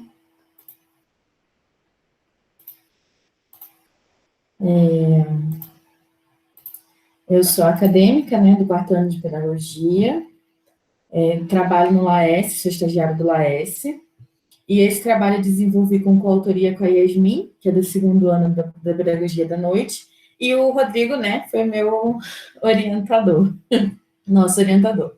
Então, o nosso trabalho, assim, eu coloquei uma apresentação mais alegre, né, porque fala sobre brincar e criança, e isso é muito importante, e a nossa ideia é de contar um pouco sobre o curso, né, mas com enfoque na nossa experiência com esses alunos, com os filhos dos acadêmicos, né. Então, o curso ele é coordenado pelo professor Dr. Marcos Guerck, e a vice-coordenadora é a Solange. Ele pertence ao Laboratório de Educação do Campo Indígena, ele e o curso de Pedagogia do Campo, né, que vai começar agora a primeira etapa em novembro. Ele tem um vestibular específico também, como a Pedagogia do Campo, e ele trabalha na perspectiva da pedagogia da alternância, né, que ele tem o tempo comunidade e o tempo universidade. Então, os alunos ficam durante um período dentro do tempo universidade, né, que normalmente a gente tem feito 30 dias, e tempo comunidade, que é onde, a partir daqueles reconhecimentos que eles tiveram dentro do tempo universidade, eles vão aplicar dentro do tempo comunidade, né, que é dentro da comunidade deles, e trazer essa reflexão para dentro da sala de aula depois no próximo tempo universidade.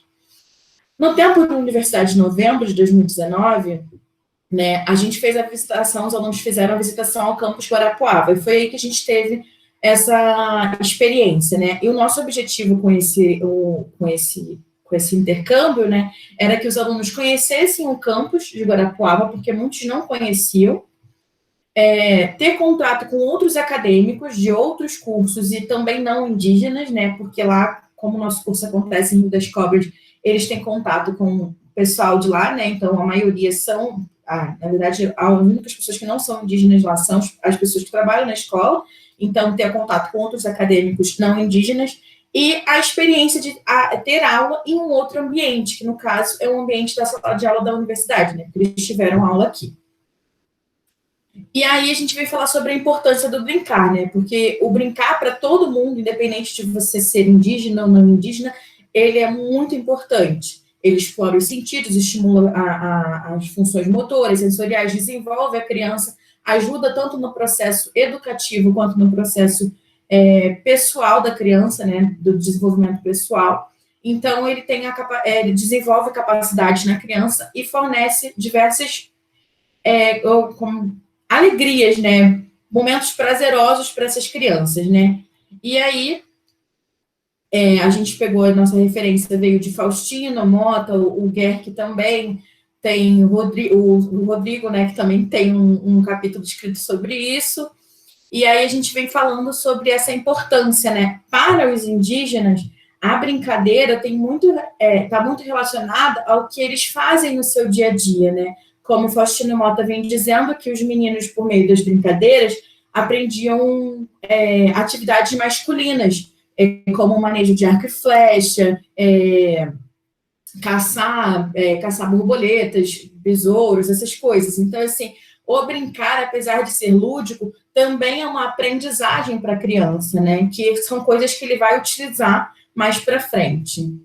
E aí, a nossa experiência. Nossa experiência, então, os alunos ficaram aqui uma semana, e muitos dos acadêmicos, né, do curso, eles já têm filhos, então esses filhos vieram junto com eles, e durante esse período, né, eles ficaram com a brinquedoteca da Unicentro ficou responsável de ficar com essas crianças durante o período das aulas dos acadêmicos, para que eles não ficassem, né, tendo que dar atenção à criança ao invés de estar assistindo a aula. Então, nos 3 primeiros dias, infelizmente, choveu muito e não tinha o que fazer com as crianças, assim, não tinha como brincar lá fora, e a brinquedoteca da Unicentro, infelizmente, teve o problema que encheu, né, de água, então a gente não tinha onde deixar as crianças. Então, elas foram para a biblioteca do nosso laboratório. Lá, a gente levou alguns brinquedos que tinham da brinquedoteca, né, porque a maioria das crianças eram muito pequenas, levamos alguns brinquedos e tal, e elas brincaram, assim, E o que chamou bastante atenção da gente é que elas exploraram bastante os livros que tinham dentro da biblioteca, né? Alguns brinquedos chamaram atenção, mas nem tanto. O que mais chamou atenção mesmo foram os livros, né? Isso deixa a gente bem instigado assim, a pensar, né? Por que a gente não tem tanto contato com o livro? Por que as crianças pequenas a gente ainda dificulta tanto o acesso dessas crianças aos livros, né? Que é tão importante. Aí, nos outros 2 dias, as crianças... O primeiro dia a gente fez pelo Unicentro. Nesse tour, a gente conheceu, né, a biblioteca da Unicentro, o teatro da Unicentro, conhecemos a DIRCAMP, conhecemos o DPED, fomos levando as crianças, né, inclusive na sala de leitura, lá onde elas ouviram, né, um pouco de uma contação de história, de uma voluntária que estava lá contando uma história, e eles gostaram muito, porque na sala de leitura, né, tem livros apropriados para idade deles, né? Porque na nossa biblioteca não tem tantos livros para crianças, né? Então, na sala de leitura foi que tem livros que você abre, assim, que aparece a imagem, tem fantoches, então eles se divertiram muito mais na sala de leitura do que na biblioteca, né? E aí, no último dia, nós conseguimos levá-los à praça que tem em frente ao Campus Santa Cruz, né? A Praça Juscelino Kubitschek, eu acho que é esse o nome. E aí, lá, as crianças puderam brincar mais livremente, né? No caso, lá tem muitos brinquedos, né? Tem gangorra, tem balanço, tem outras coisas, mas o que a gente percebeu era que as crianças tinham mais vontade de brincar com a areia, com as plantas, com os bichos, do que com exatamente os brinquedos que tinham lá. Então, isso também foi uma coisa bem interessante que nós percebemos, né? Que vai de encontro com o que eu coloquei anteriormente sobre que a Faustina e o Mota colocam, né? Sobre a questão deles brincarem ao ar livre, numa questão de estar na areia, a brincar com os animais, brincar com coisas que eles estão acostumados no dia a dia, né? Aqueles brinquedos que a gente tem não chamam tanto a atenção quanto brincar na areia, brincar né, com os animais. E aí a gente tem 3 imagens aqui, essa que foi dentro de uma palestra que a gente assistiu junto com os alunos, né? Na verdade, foi uma roda de conversa, e essa criança estava brincando com artigos indígenas, e essas 2 das crianças na praça. Então, aqui a gente chega ao nosso final da apresentação, que o nosso objetivo com essa apresentação era mostrar que esses elementos, estudar esses elementos é muito importante para a formação desses alunos, né? Porque a gente percebe que se nós utilizarmos esses conhecimentos para atingir esses alunos, né, dentro da sala de aula, o conhecimento fica mais fácil, né? Fica mais gostoso dos alunos aprenderem. E também porque a gente precisa aprender a respeitar a diversidade cultural, né? A gente fala muito sobre isso, mas ainda não estamos muito avançados, né, no respeito à diversidade cultural, no respeito a diferenças que existem, né? Então, a gente precisa usar essa diferença a nosso favor na sala de aula. E é isso, gente. Eu espero que vocês tenham gostado. Obrigado, Vanessa. Parabéns também pela apresentação, né? Foi muito rica também, assim como a do Vanilton. Também aproveito e agradeço a ele também. Gostaria de pedir para quem quiser se inscrever, fique à vontade aqui no chat, né, para fazer as perguntas, para dialogar um pouquinho com esses 2 últimos trabalhos, né, da Vanessa e do Vanilton. Já aproveito e já começo fazendo não um questionamento, mas apenas uma reflexão, né, acerca desses 2 trabalhos. Eu vejo, assim, que nós estamos tendo, assim, a felicidade de poder aprender um pouquinho com os indígenas, né. A partir dos 2 trabalhos, nós vemos 2 realidades, né, uma realidade marcada por poucos concluintes, pela evasão, por exemplo, como foi muito bem apresentado pelo Vanilton, né? Claro que são contextos diferentes, inclusive um contexto, né, que foge um pouco do meu conhecimento, de como era, e agora como as coisas são, mas neste curso específico, né, como foi apresentado pela Vanessa, voltado aos indígenas, e que eu tive o prazer de participar, né, eu pude experienciar coisas e aprender coisas, né, com eles, e a partir dessa experiência eu posso inferir, né, algumas questões, como foram apresentadas pelo Vanilton, por exemplo, né, nós vimos que nesses praticamente 20 anos, nós tivemos poucos concluintes, né, poucas pessoas, poucos estudantes indígenas concluíram, né, aí é como a gente sempre se pergunta, mas por quê, né? Por que o indígena desiste, por exemplo? Por que há essa evasão, né? E são inúmeros motivos que nós podemos pensar. Por exemplo, o primeiro, um deles já é o choque cultural de chegar à universidade, né, um indígena, com o seu povo, com os seus parentes, como os próprios indígenas falam, né, com sua comunidade lá longe, e ele até o espaço da universidade, né? O preconceito sofrido, né, durante esse ano passado que eu atuei junto a eles a partir de uma disciplina, né, a partir das próprias falas deles, né, o preconceito que eles vivenciam, né, e experienciam na universidade, que é algo, assim, inadmissível, mas que, infelizmente, a gente ainda percebe que ocorre, né.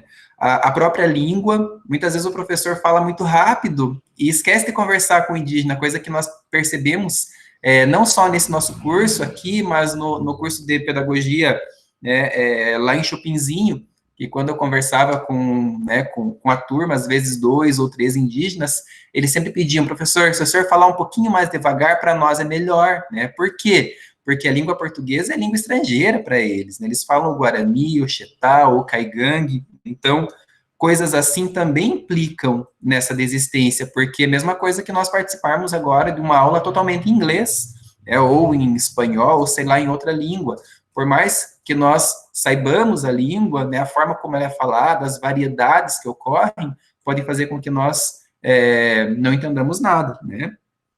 Por questões de ordem financeira também, por questões do próprio isolamento, porque devido ao preconceito, muitas vezes, tanto na escola, da educação básica, quanto da universidade, é difícil a gente ver aquele entrosamento, aquela interação entre o indígena e o não indígena, por diversos motivos. E isso não quer dizer também que isso não ocorra, né? E pela própria relação, né, do professor com o estudante, que muitas vezes não há certos vínculos, né, não há essa troca esperada. Então, são alguns motivos que podem nos ajudar também a entender por que o indígena, que ele desiste, né, entre diversos outros, e a partir do momento que nós paramos para pensar neles, quando nós formos para a sala de aula, enquanto docentes, quando nós tivermos o estudante indígena enquanto colega de curso, né, isso nos ajuda em nossa própria relação, né, com eles, né, em todo esse processo de interação que deve ocorrer na universidade, né, e essas coisas eu estou falando a partir da experiência que eu tive com os alunos lá em Chopinzinho, enquanto professor, né, de disciplina, e também dessa experiência agora que nós temos com esse nosso curso de pedagogia voltado, né, para os indígenas. Então, se tivermos aí, né, poucos formados nesses últimos 20 anos, eu espero que com o nosso curso nós tenhamos agora, daqui 3 anos, né, eles estão no 2º ano, pelo menos 35, 40 estudantes indígenas, pedagogos e atuantes nas escolas de educação básica indígena aí pelo estado do Paraná, né. Deixa eu ver se alguém se inscreveu aqui. Professora Denilson, pode ficar à vontade, professor.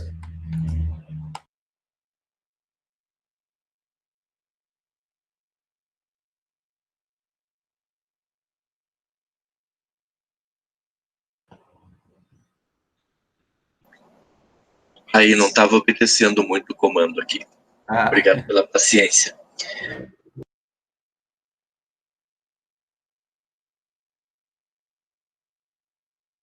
Orientação do Departamento de Pedagogia de se teorizar a prática, e especificamente a prática das políticas adotadas pela universidade, e manifestar nisso também que já é hora da universidade, na hora de definir as suas políticas, ouvir os seus pesquisadores, né, que tratam das questões referentes à própria universidade, à região em que a universidade está inserida e principalmente aqueles que da região já estão na universidade como alunos regularmente matriculados.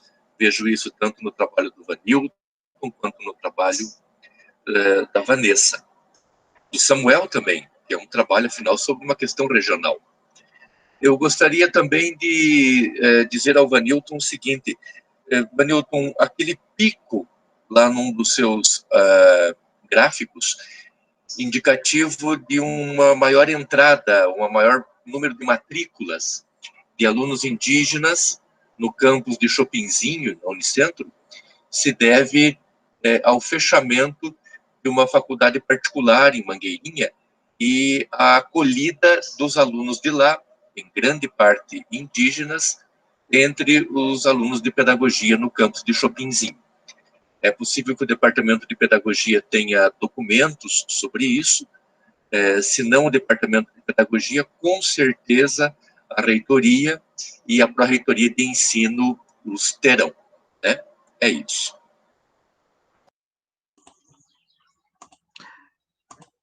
A gente tem mais inscritos. Eu não sei se o Vanilton quer comentar alguma coisa, a Vanessa, sobre a fala do professor Adenilson. Eu acredito que dá para a gente ir passando. A Marilyn fez um comentário no chat. É revoltante ver o preconceito ao indígena dentro da universidade. E, na sequência, o Samuel pediu a fala. Samuel?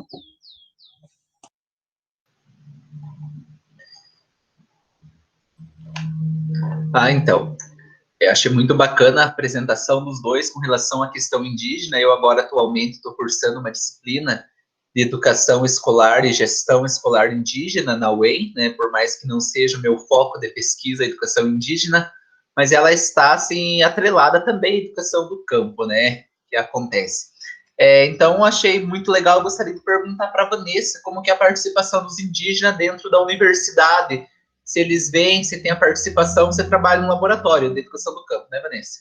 Acho que eu lembro de um evento de educação indígena que eu participei ano passado, se eu não me engano, e como que é a adesão deles, eles vêm, participam dos eventos na sede da faculdade, porque eu fiz a graduação numa extensão, né, na Ipitanga, então a gente tem essa dificuldade em estar indo lá para a sede, a maioria dos projetos de extensão são desenvolvidos no Santa Cruz, e na época a gente se não tinha aquela participação, a gente era pouco convidado, era poucos os trabalhos que acontecem nas extensões, não tem laboratório, não se tem as bibliotecas, não tem um laboratório de educação do campo, um laboratório de educação infantil. Então, assim, enquanto aluno que fiz a graduação na extensão, a gente tem essa grande dificuldade de estar participando dos eventos, de estar indo. Então, na época, eu já morava no interior, até se deslocar a sede de Pitanga até Guarapuava, são quase 100 quilômetros, e eu morava já no interior, então a gente tem essa dificuldade. Os indígenas, eles participam dos eventos, assim, no Campo Santa Cruz, ou a participação deles ainda é baixa? Então, a gente, como eu falei, né, ano passado eles vieram aqui, ficaram aqui uma semana, né, e dentro dessa uma semana eles participaram de um evento, que foi o segundo seminário, né, voltado à educação ao indígena. O Marcos, né, com a Solange, eles têm tentado fazer com que os alunos participem de intercâmbios, né, eles foram para Curitiba, inclusive, num evento, eles foram já para outros lugares também, não só da Unicentro, né, mas também de outros eventos, para que eles participem. Inclusive, essa semana de pedagogia, eles inscreveram trabalhos, né, só que por conta da questão da internet, é muito difícil que eles consigam apresentar o trabalho, mas muitos estão conseguindo acompanhar, então eles estão participando. O bom desse evento é que eles estão conseguindo participar, né, online mesmo, muitos alunos, a gente tem passado os links, eles estão conseguindo participar, mas a gente não foca só na Unicentro, eles participam de outros eventos, de outros movimentos, então a gente tem tentado, né, de certa forma, nem sempre a gente vai conseguir, mas tem tentado que eles participem de uma grande parte de eventos, né. É isso. Tá bom. Vanessa, o seu questionamento? Não é meu questionamento, mas é que eu queria complementar que o Márcio falou sobre a questão da língua, e isso foi uma coisa que eu esqueci de mencionar. mas é que a maioria das crianças, elas não têm domínio do português, né, da língua portuguesa. E elas vêm com muitos falando caigangue, guarani, xetá, então a gente precisou, durante uma semana, de alguém que fizesse a tradução, porque, né, não é fácil, eles falam de outra forma, às vezes até muito rápido, e a gente não consegue perceber, e é completamente diferente do que a gente está acostumado, né? Então, a gente precisou de um intérprete, né, para estar traduzindo para a gente e explicando algumas coisas. O legal é que, nessa troca, a gente aprendeu bastante, né, sobre eles, sobre a língua, sobre tudo. Então, era mais um comentário mesmo.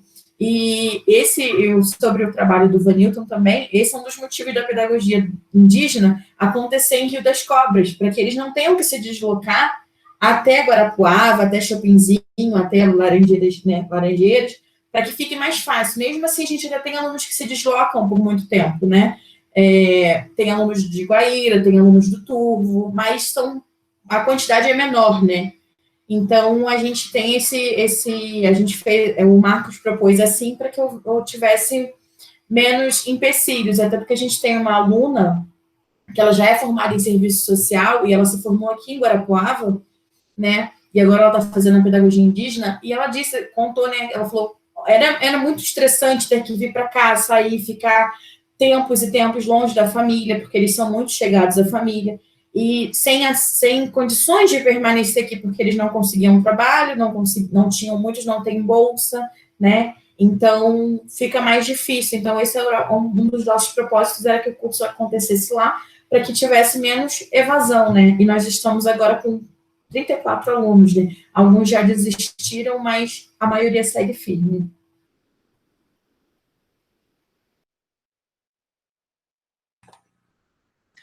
Acredito que não temos mais nenhum inscrito. Acho que eu já vou começar finalizando e agradecendo, né? Não sei se alguém gostaria de falar mais alguma coisa, posso? Não?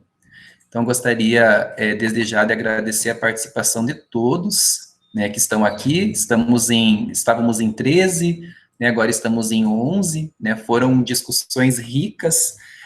Gostaria de agradecer também em nome do Laboratório da Educação do Campo, né, porque nós aqui, né, todos do laboratório, todos que estão aqui, nós lutamos, né, por uma causa humana, né, pelo direito à educação, a todos os sujeitos do campo, né, sejam assentados, acampados, ribeirinhos, indígenas, quilombolas, né, entre outros, né, não citando todos, né, agora pela própria questão do tempo também, mas falando de uma forma geral para todos esses sujeitos que vivem no campo, e eu percebo que discussões como estas, né, como essa discussão que nós tivemos hoje aqui, tem contribuído e tem enriquecido, né, toda essa luta, né, e tem trazido mais pessoas também, né, em favor dessa causa. Eu vejo isso, assim, como algo muito bonito, algo, assim, que merece destaque realmente, porque, por exemplo, falando agora nesse último assunto nosso, do curso de Pedagogia Indígena, ele só está acontecendo a partir da colaboração de todos, né, todos têm a sua importância ali para fazer com que o curso realmente se efetive, né, a partir da apresentação da Vanessa, como a gente viu, né, e de tantos outros, né. Hoje, durante a manhã, e também durante a tarde, nós temos estudantes indígenas, gente, apresentando, né, em sessões como estas aqui. E eu, assim, fico muito feliz, porque até, né, 1 ano, 2 anos atrás, eles não conheciam a universidade, né, eles estavam isolados da universidade, e hoje a universidade foi até eles, né, por meio de nós, professores, por meio dos alunos, por meio desse intercâmbio. Né. Então, em meio a esse cenário tão difícil que nós vivemos, eu vejo, assim, que essa é uma conquista que merece destaque, que merece ser valorizada, né, principalmente por possibilitar, né, aos indígenas e aos povos do campo, né, esse espaço dentro da universidade. E agora temos também mais um curso de pedagogia, né, voltado para acampados e assentados que possuem relação com a reforma agrária, né, também, que estamos com o vestibular aberto, divulgando, vestibular não, né, será pela nota do Enem, né. mas vejo que só isso, que isso é possível, né, a partir dessas trocas de experiências que nós temos, a partir, né, dessa interação, desse diálogo, porque nós construímos uma educação do campo juntos, né, e não sozinhos, né, a partir da participação de todos. Então, fico muito feliz por isso, né, agradeço a todos, e passo a palavra para o professor Rodrigo.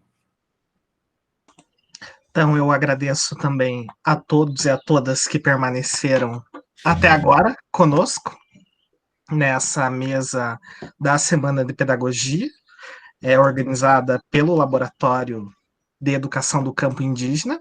Eu coloquei ali no chat o blog do laboratório, quem quiser acessar as ações, né? Nós, com a Vanessa e os demais membros, estamos tentando deixá-lo mais atualizado constantemente. Então, agradeço mais uma vez e acredito que a gente já pode ir fechando os trabalhos por essa manhã e lembrando que tem algumas atividades à tarde também da semana e ela prossegue. Um bom almoço para todo mundo, então, e uma boa tarde. Tá bom? Tchau. Boa tarde, tchau, tchau.